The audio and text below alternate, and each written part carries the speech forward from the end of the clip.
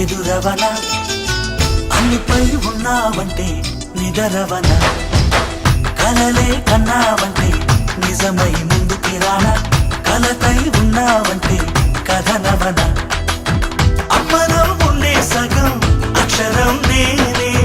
నాన్నలో రెండో సగం లక్షణం నేనే అమ్మ తోడు నాన్న తోడు అన్ని నీకు అన్నే చూడు చెల్లిపోని బంధం నేనమ్మా